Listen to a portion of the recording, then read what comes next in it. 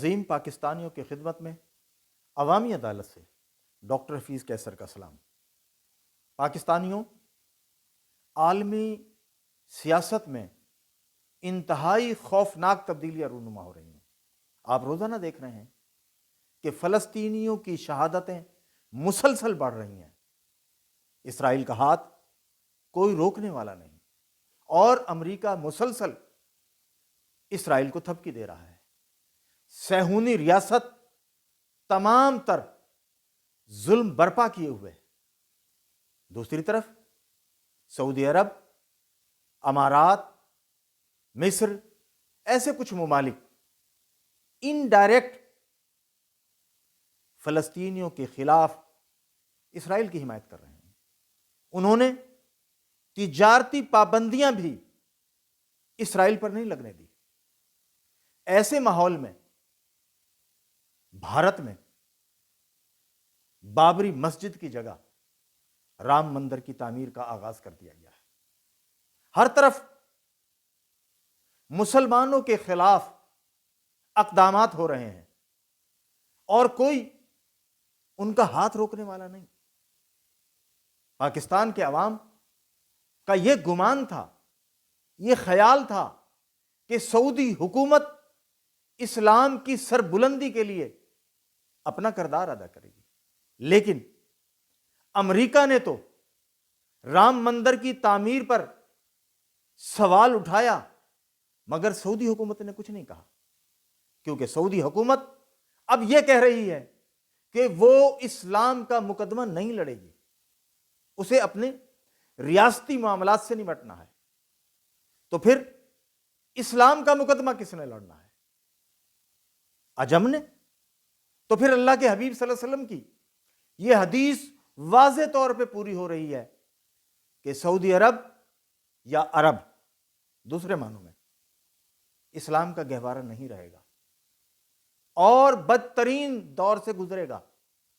بھارتی وزیر نے جس طرح مقدس سرزمین پر قدم رکھے، اور اسے سعودی حکومت نے پوری طرح سپورٹ کیا۔ اس سے پہلے حرم پاک میں یہودیوں کو گھومنے پھرنے کی اجازت دے دی گئی۔ ایک یہودی نے تو باقاعدہ ویڈیو بنا دی کہ دیکھیے میں بھی مدینہ میں موجود ہوں۔ اب سوال یہ پیدا ہوتا ہے کہ جو حرمین شریفین کے محافظ تھے، انہوں نے حرمین شریفین کے تقدس والا کام ترک کر دیا ہے۔ اب وہ ان شہروں کو بھی، ان مقدس جگہوں کو بھی عام شہروں کی طرح ڈیل کر رہے ہیں۔ پاکستانیوں، آپ کو معلوم ہے سعودی حکومت نے ریاض میں شراب خانہ کھولنے کی منظوری دے دی ہے، اور ایک پورا کا پورا پلان دے دیا ہے کہ شراب کس طریقے سے خریدی اور بیچی جائے گی۔ ایسے ہی ہے جیسے پاکستان میں بظاہر مسلمانوں کو شراب کی اجازت نہیں، لیکن تمام شراب جن کے پاس بکتی ہے اس کے خریدار پاکستان کے مسلمان زیادہ ہیں۔ اسی طرح سعودی عرب میں بھی اب شراب عام ہوگی۔ ناچ گانا تو بہت عرصے سے شروع ہو چکا ہے، جوا خانہ تو بہت عرصے سے شروع ہو چکے ہیں۔ عرب کا کردار ختم، اب عجم کا کردار ہائی لائٹ رب کی طرف سے ہونا ہے۔ تو کیا ایسے میں پاکستان اپنا کردار ادا کرے گا؟ پاکستان کے بارے میں آپ صلی اللہ علیہ وسلم نے فرمایا ہوا ہے کہ مجھے ٹھنڈی ہوا اس سرزمین سے آتی ہے۔ علامہ اقبال نے کہا یہی وہ سرزمین ہے، یہی میرا وطن ہے جہاں سے ٹھنڈی ہوا آتی ہے۔ تو پاکستان میں اس وقت کیا ہو رہا ہے؟ پاکستان میں پہلے جنرل باجوہ ڈاکٹرائن تھا، آج جنرل حافظ ڈاکٹرائن نافذ ہو چکا ہے۔ پاکستان میں الیکشن ہو رہے ہیں، یہ ایسے الیکشن ہیں جہاں عوام بالکل الیکشن سے دور کھڑی ہے۔ کراچی سے لے کے پشاور تک ہر طرف سناٹا ہی سناٹا ہے۔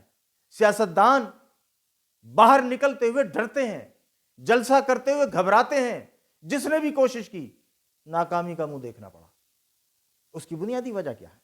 اس کی بنیادی وجہ یہ ہے کہ پاکستان کی عوام اس نام نہاد جمہوریت اور کرپٹ نظام سے تنگ آ چکی ہیں۔ انہیں اب اس سے کوئی دلچسپی نہیں کہ کس کی حکومت بنے گی. وہ تو یہ چاہتے ہیں ہمیں وہ چاہیے جو پاکستان کا مسیحا بنے, ہمیں وہ چاہیے جو وہ کردار ادا کرے جو وقت کی ضرورت ہے. اب وہ کردار کون ادا کرے گا؟ وہ کردار پاکستان کی پاک فوج ہی ادا کرے گی. چاہے اسٹیبلشمنٹ کے لوگ کسی کی غلامی میں کہیں تک چلے جائیں, لیکن وہ کردار ختم نہیں ہو سکتا, چونکہ اللہ کے نبی کا فرمان پورا ہو کے رہنا ہے. تو پھر ایسی صورت میں ہمیں گھبرانے کی ضرورت نہیں ہے. ہاں, آپ کو اپنے عمل سے پاکستانیوں یہ ثابت کرنا ہے کہ آپ اس بد نظام کو, اس کرپٹ نظام کو, اس کے محافظین کو, اس کے حواریوں کو مسترد کرتے ہیں. جب تک آپ مسترد نہیں کریں گے بہتر نظام کا راستہ نہیں کھلے گا. آپ کے پاس اختیار ہے کہ آپ مسترد کر دیں, اور آپ کے پاس یہ بھی اختیار ہے کہ آپ اس کرپٹ نظام کو گلے لگا لیں. فیصلہ آپ نے کرنا ہے. حافظ ڈاکٹرائن کیا کہتی ہے؟ حافظ ڈاکٹرائن یہ کہتی ہے پاکستان میں جمہوریت تو پہلے ہی نام نہاد تھی, لہذا اس کی جگہ ایک بہتر مضبوط حکمرانی پس پردہ کی جائے. پاکستان کے تمام اداروں پر اس وقت فوج کے پسندیدہ لوگ, چاہے وہ فوجی ہوں چاہے وہ سویلین ہوں, بیٹھ چکے ہیں. اب جو پارلیمنٹ وجود میں آئے گی اس کی حیثیت کیا ہوگی؟ اس کی حیثیت وہ ہوگی کہ ماضی میں شاید محمد خان جنیجو کی ہوئی بہت حیثیت تھی, وہ اس کی بھی نہیں ہوگی.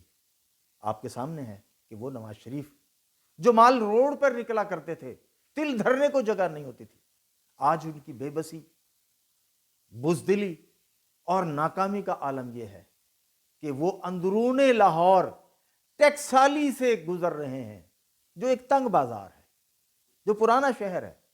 اس کی وجہ کیا ہے؟ اس کی وجہ یہ ہے عوام کا شعور سیاست دانوں سے آگے نکل چکا ہے. اب عوام کو بہتر نظام حکومت چاہیے جو پارلیمانی نہیں ہے. پارلیمان تو کرپٹ لوگوں کا نظام ہے, پاکستان میں بار بار آزمایا گیا ہے.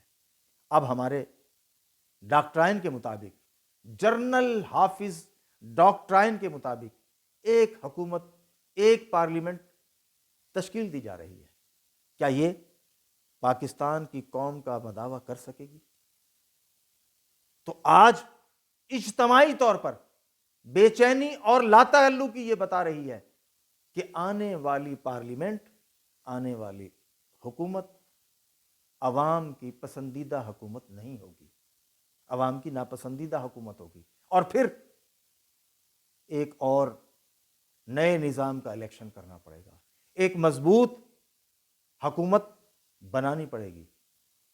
جنرل عاصم منیر صاحب نے دورہ امریکہ میں کہا تھا کہ 2030 تک پاکستان کی معیشت 10 ممالک کی صف میں آ جائے گی. اس کا مطلب یہ ہے کہ موجودہ ڈاکٹرائن کتنا طویل دورانیے میں چل سکتا ہے. یہ الگ بات ہے کہ زمین پر تبدیلیاں وہ رونما ہو جائیں کہ 2030 سے پہلے پاکستان میں غزوہ ہند کا آغاز ہو جائے, پاکستان میں ان فیصلوں کا نفاذ ہو جائے جن کے بارے میں آپ صلی اللہ علیہ وسلم نے فرمایا ہے. پھر دیکھیں گے کہ کون آگے بڑھتا ہے اور کون قیادت کرتا ہے. آپ سب کا شکریہ.